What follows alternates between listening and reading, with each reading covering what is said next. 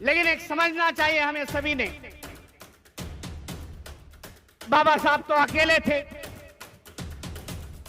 इतना बड़ा कारवां, इतनी बड़ी क्रांति बाबा साहब ने की। आज तो हम लोग करोड़ों में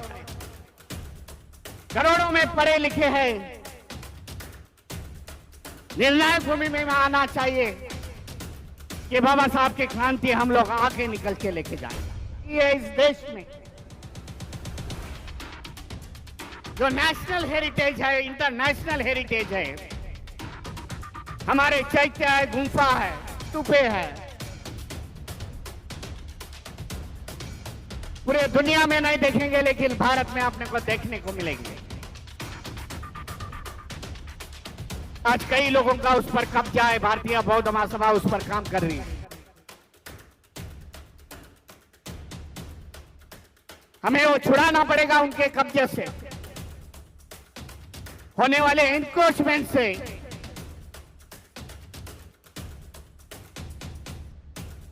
बिहार का हमें महाबोधि विहार हमें को सूचना करनी पड़ेगी, क्योंकि वहां के ट्रस्टी हिंदू है। वहां बदलाव करना पड़ेगा, हमारे हाथ में लेने पड़ेगा, बौद्ध भिक्षुओं के हाथ में देने पड़ेगी।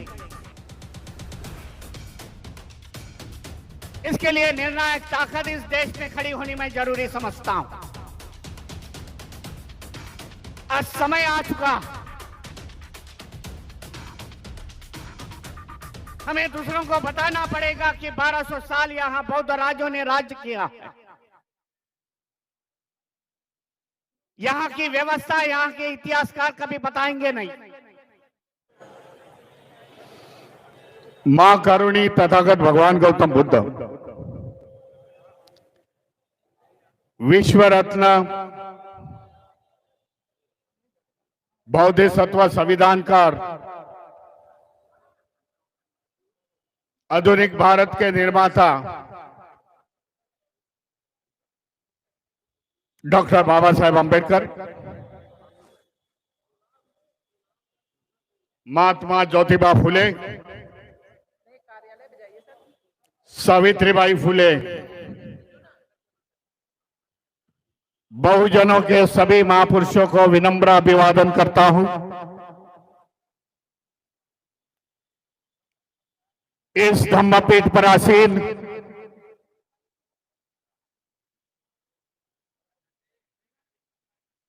भूतपूर्व मंत्री स्वामी प्रसाद जी मौर्य,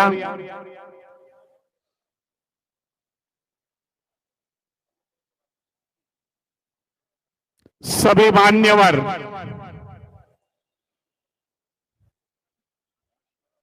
बड़े बड़े मान्यवर बैठे हुए हैं। हेलो हेलो, सम्मानित मंच,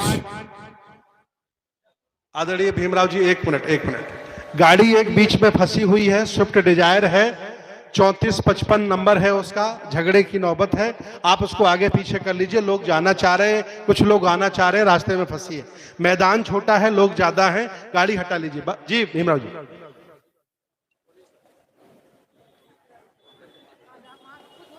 मैं अभिनंदन करूंगा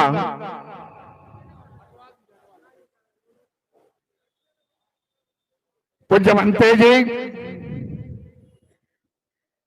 महाथेरो सुमित रत्न जी,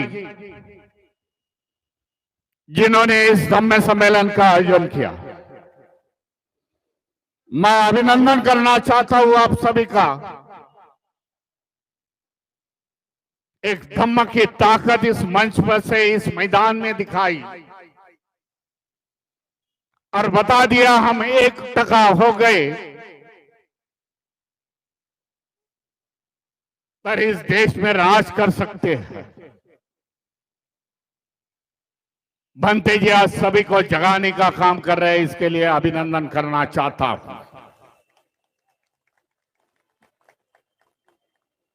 क्योंकि यह कारवां है जो बाबा साहब ने शुरुआत की इसकी, और इसी कारवे के साथ साथ हम लोग चले हैं। इसका सारा श्रेय हम बाबा साहब को देना चाहते हैं। बाबा साहब के साथ जिन्होंने महापुरुष आ गए, जिन्होंने समाज का उत्थान का काम किया, उनका भी स्मरण होना जरूरी है, मैं समझता हूं।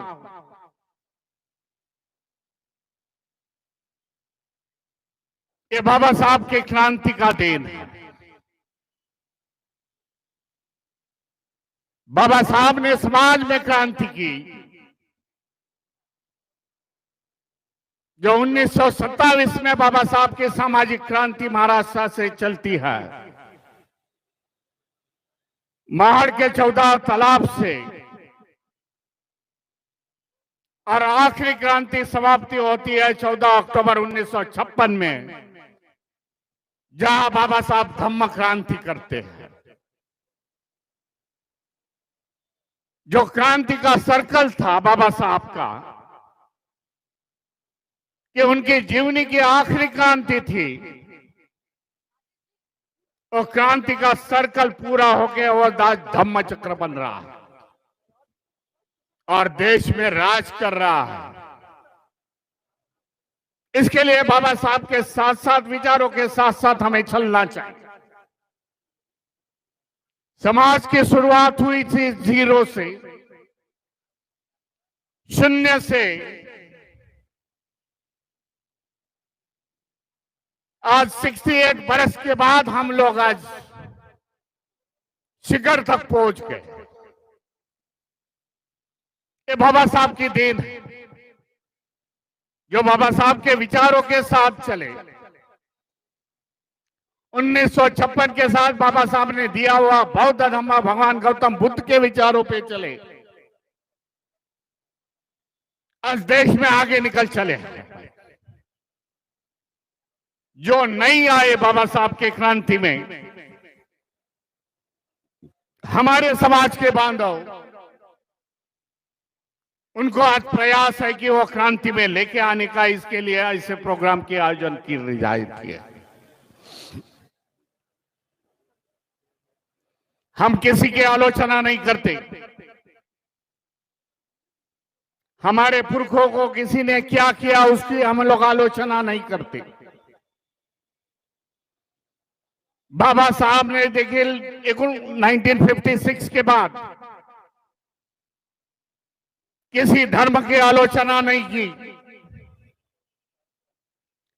हमारे को बौद्ध धर्म की अच्छाई लोगों को सामने बतानी है।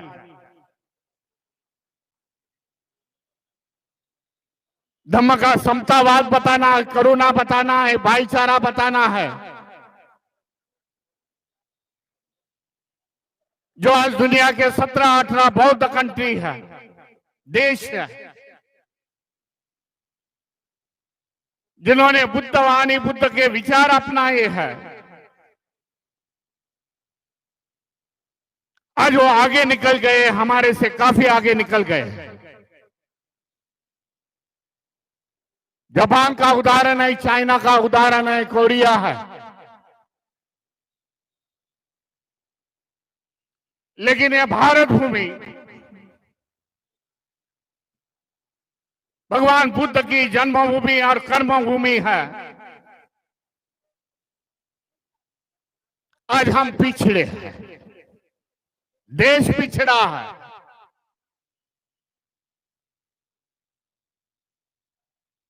विषमता की संस्कृति में आज हम लोग हैं।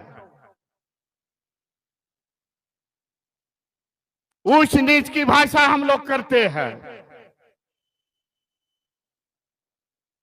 उन देशों ने समता अपनाई, इसके लिए आगे गए। समता है, इसके लिए अमन है, शांति है।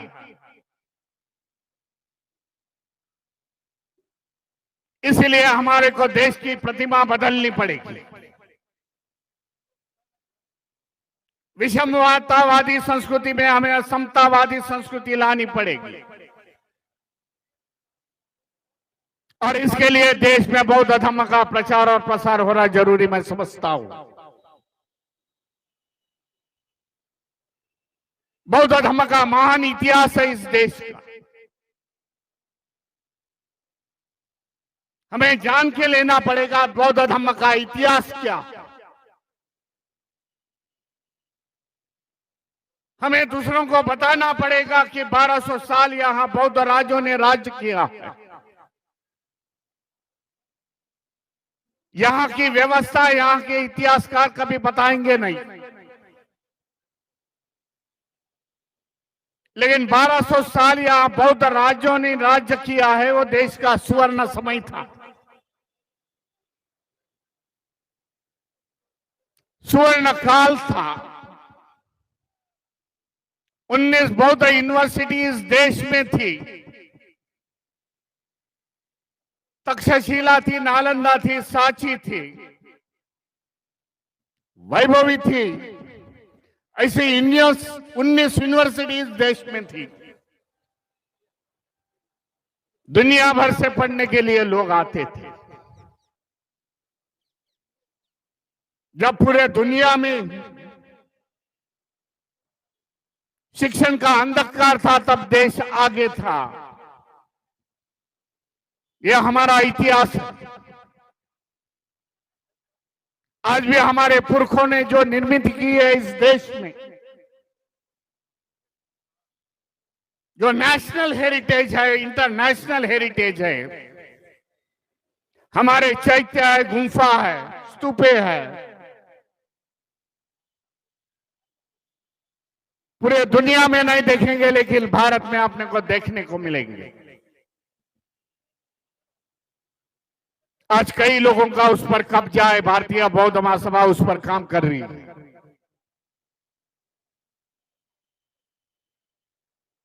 हमें वो छुड़ाना पड़ेगा उनके कब्जे से, होने वाले एनक्रोचमेंट से।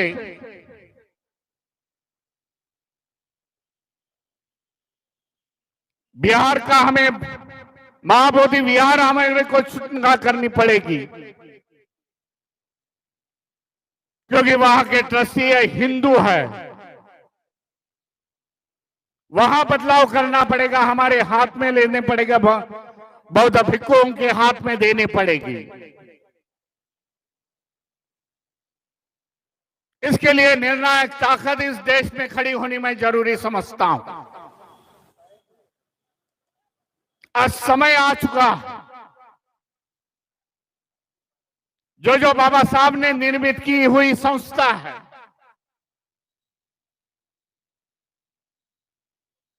इस बुद्धिस्ट सोसाइटी ऑफ इंडिया, समता सैनिक दल है, राजनीति की पार्टी है, उनको आगे लेके जाना हमारी जवाबदारी है, मैं समझता हूं। कई संगठन इस पर काम कर रहे हैं, मैं उनको भी अभिनंदन करना चाहता हूं, बधाई देना चाहता हूं। लेकिन एक बैनर के नीचे आना जरूरी मैं समझता हूं, तो हमारी ताकत दिखेगी।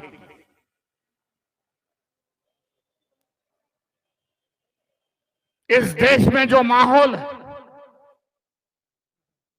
थोड़ा सा समय मांग के लेता हूं बंटी जी से। देश में जो माहौल है,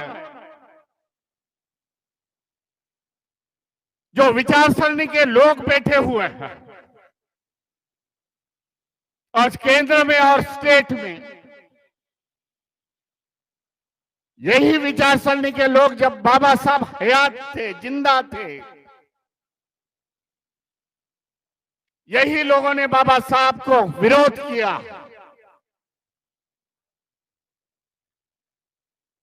बाबा साहब के क्रांति को दबाने की कोशिश यही लोगों ने की है। वो नहीं चाहते कि बाबा साहब की जनता ऐसी खुलेआम आगे निकल जाए हमारे से। ये धोखा मैं जानता हूं, आप भी जान लिए, क्योंकि आप पढ़े लिखे हो। हमारा दोस्त कौन है, हमारा शत्रु कौन है? शत्रु मैं विचारों का बोल रहा हूं। ये पहचानना बहुत काफी जरूरत है आज के दिन में, जब बाबा साहब की ये क्रांति दबाएंगे तो आपके फिर से दूसरे बाबा साहब नहीं निर्माण हो गया आपको आगे लेके जाने के लिए। इसके लिए बाबा साहब ने उस जमाने में कहा था, मेरा एक क्रांति का रथ आगे लेके जाना, लेकिन पीछे मत लाना, उसको है वही जगह रख दो। ये बाबा साहब के बोल आगे की सोचते थे। आज वो समय आ चुका है, बाबा क्रांति हुई, बाबा साहब ने क्रांति की और क्रांति को दबाने की आज देश में कोशिश हो रही है। इसके लिए बाबा साहब ने उस जमाने में एक बुक लिखी है, जो बाबा साहब का साहित्य पढ़ते होंगे उनको मालूमात होगी, revolution and anti revolution in India. ये बाबा साहब को मालूम था 70-80 साल के बाद इस देश में फिर से मैंने क्रांति की है, उसको दबाने की कोशिश करेंगे। लेकिन एक समझना चाहिए हमें सभी ने, बाबा साहब तो अकेले थे। इतना बड़ा कारवां, इतनी बड़ी क्रांति बाबा साहब ने की, आज तो हम लोग करोड़ों में हैं, करोड़ों में पढ़े लिखे हैं। निर्णायक भूमि में आना चाहिए कि बाबा साहब की क्रांति हम लोग आगे निकल के लेके जाएंगे। कई मसले हैं आज देश में, इस एजुकेशन का मसला है इस देश में। बाबा साहब ने उस जमाने में कहा था, पढ़ो, हमारा समाज पढ़ लिखा। बाबा साहब ने संविधान में प्रावधान किया रिजर्वेशन की, सरकारी नौकरियां में अच्छे अच्छे बड़े जॉब मिल गए। रिजर्वेशन के माध्यम से हमारा सामाजिक, आर्थिक, शैक्षणिक स्तर आज आगे बढ़ गया। तब इन्होंने किया कि शिक्षण का प्राइवेटाइजेशन होना जरूरी है। देख लिया कि बाबा साहब का समाज एजुकेशन के माध्यम से आगे चल रहा है, एजुकेशन खत्म कर दो। नई लॉ आए गए हैं और वो लॉ के माध्यम से यहां किसानों का बच्चा किसान बनेगा, लेबर का बच्चा लेबर बनेगा। इस तरीका प्रावधान वो कायदे में है, वो पढ़ लो। सरकारी नौकरियां बेच दी, जिस माध्यम से हम लोग आगे निकल गए थे सरकारी नौकरियां से, रिजर्वेशन माध्यम से वो बेच दी। आज रिजर्वेशन है किधर? ये हमारे सामने कठिन है। या इसके लिए बाबा साहब ने उस जमाने में बताया था, फिर से मैं कोट कर रहा हूं बाबा साहब को, कि एक समय आ चुका कि अपने दीवारों पर लिख लो कि हमें शासन करती जमात बननी है। मैं समझता हूं समय आ चुका है। कहीं न कहीं राजनीति में, धर्म नीति में, सामाजिक नीति में हम लोग इकट्ठा होना जरूरी। उतनी तो हमारी ताकत है, उसकी ताकत के अंजाम दूसरे लोगों को हुई है। क्योंकि जो पिछली 2 महीना पहले पार्लियामेंट का इलेक्शन हो गया, हम इतने संख्या से आ जाएंगे, कॉन्स्टिट्यूशन बदल देंगे, संविधान बदल देंगे,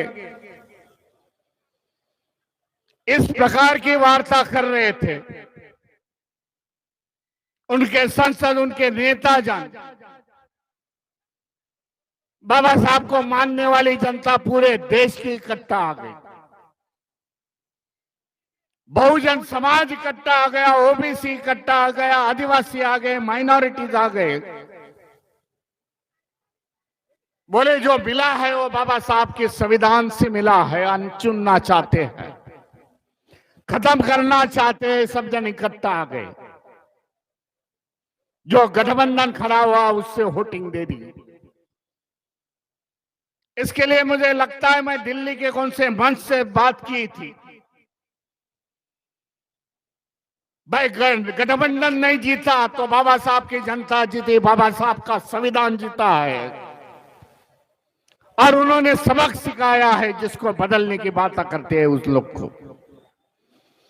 यह हमारी ताकत है, इसके लिए हमारे ताकत का खुद में सोचना जरूरी है। ज्यादा समय न लेते हुए, कई वक्ता है मेरे पीछे, उन्हें भी समय देना जरूरी मैं समझता हूं। सभी को धन्यवाद देता हूं, काफी लाखों की संख्या से यह पधारी है। एक बुलंद ताकत इस उत्तर प्रदेश में प्रयाग नगरी में दिखाई, आप सभी को धन्यवाद देता हूं और मेरे वाणी को विराम देता हूं। नमो बुद्धाय, जय भीम, जय संविधान।